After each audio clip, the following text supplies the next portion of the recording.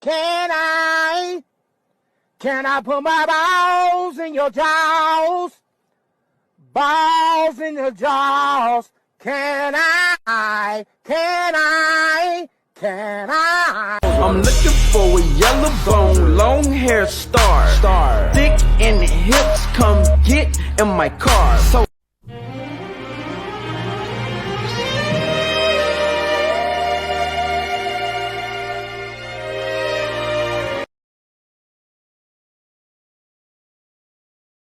این رو بد معنا میکنند. If Iranian women were not forced to cover their faces, Iran would turn into a 24-hour whore party. مردم یهودی نیست. ما با اونایی Have you been to Swansea on a Friday night? محو اون حکومت است. I'm no looker and I was offered a suck-off. تحمیلی است. میدونن که ما We must never allow Iranian women to play any sport هسته‌ای نیستیم، مخالفیم. because of the thoughts it puts into men's heads. این صنعت Take, for example, table tennis. What man doesn't watch women play table tennis and imagine the woman player using her paddle to spank our bottoms, از ما بخرید. خودتون whispering you've been a naughty mullah, a bad supreme leader, then making me take off my trousers and put on girls' panties. انجام بگیره. And that is why I say death to Israel. اسرائیل مطرح شده است. Death to Israel. Death to Israel. Death to women's panties. These are the cutest names to call your girlfriend that's shorter than you. Guys, all you really have to do is just find a name that really compliments her and she's gonna love it. Number 1, Plankton. Number 2, Knee Sniffer. Aw. Number 3, my favorite, My Little Footstool. Finally, the cutest one, number 4, Kevin Hart. There has been an absolutely crazy update to the Helena Taylor Bayonetta 3 story. So a couple days ago, the voice actress released a couple of videos saying how she was grossly underpaid and only offered $4,000 to reprise her role as the titular character of Bayonetta. She asked fans of the game to boycott it and donate that money to charity instead.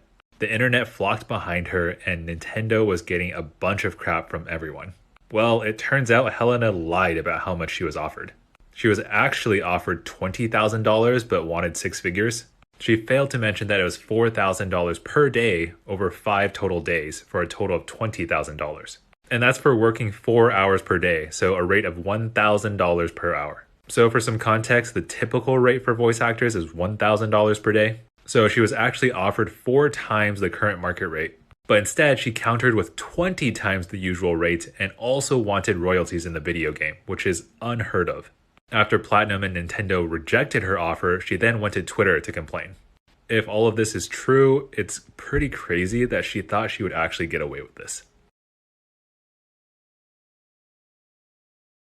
Barberflop brunch. Flop. Why? Because it's so hard on restaurants and restaurant workers. It's truly hell. It just brings out the worst people in the world. Commit to breakfast or lunch. I hate the indecision. Barberflop weddings. Usually flop, but sometimes pop. Why? Just because, I'm very finicky. I have a lot of opinions about planning large events, and I usually could do it better than, what's happening. Barberflop April Fool's Day. Flop. Why? Pranks are so lame. You don't like pranks? Why not? 9 out of 10 pranks that you see on the internet are just straight up assault. I'm sorry. What do you mean? Just, people will, fucking, key someone's car and be like, prank. It's that's not a prank. That's vandalism. Barberflop snow days. Oh, slay. Why? It's a day off. Slay, literally.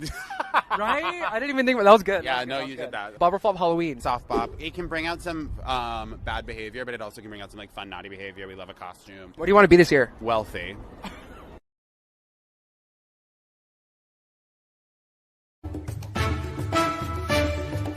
Yo, Luffy! Can I join the Straw Hat?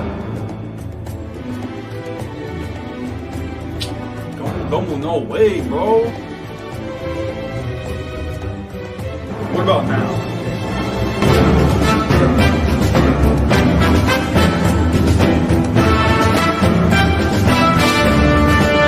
Let's go. What's up, Zoro?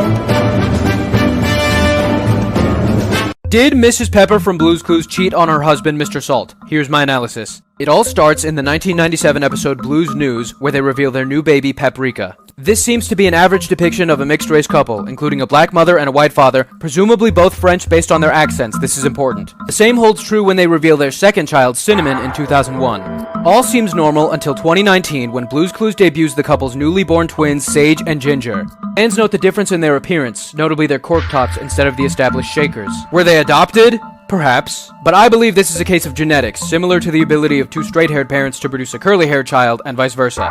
But is Mr. Salt the father of these twins? My suspicions rose not from Sage, but from Ginger, with Ginger famously being native to Southeast Asia. In other words, whose goddamn Asian baby is this? But imagine my shock when I found out that the earliest record of salt production comes from Chinese history. Mr. Salt is Chinese. Well, that clears up one question. Now my suspicions are geared towards the first two children. Cinnamon checks out as it's native to Sri Lanka, with black pepper originating from southern India. This all but solidifies the twins as their children, with Sage likely having a skin condition such as albinism, as this is sometimes the case with fraternal twins. But what about Paprika, the first child, the one nobody would bat an eye at? Well, Paprika is Mexican. Well, that proves it. Here we have a case for all of these children. Mrs. Pepper had an affair in 1997 and hid it from her husband all this time. At least that's what I thought, right? Wrong. Enter Grandma Cayenne, mother of Mrs. Pepper and grandmother of Paprika. Cayenne is from South America, one of the places home to Paprika, specifically French Guiana.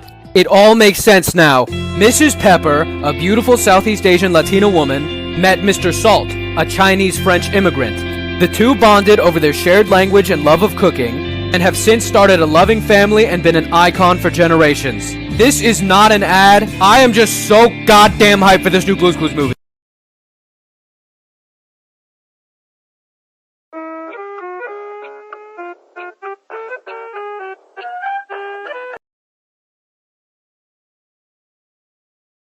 I was the only person of color on the jet bridge. They singled me out. They asked me if I was selling drugs, transporting drugs, what kind of drugs I have on me. It was clearly racial profiling. The experience was humiliating and dehumanizing. It was degrading. I had all the other passengers squeezing by me on this claustrophobic jet bridge, gawking at me like I was a perpetrator when I had done nothing wrong. Definitely did not feel like a consensual encounter whatsoever. When two cops stop you, you don't feel like you have the right to leave, especially when they start interrogating you. The whole experience was traumatizing. I felt belittled. I want to use my resources and my platform to bring national attention to this incident so that it stops.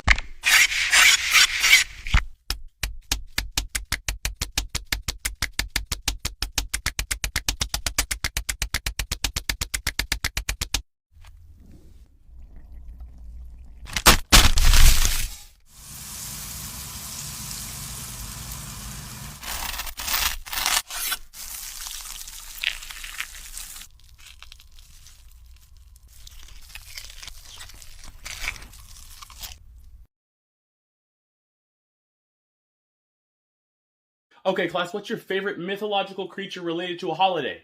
Yes. White Jesus. No, like Santa Claus.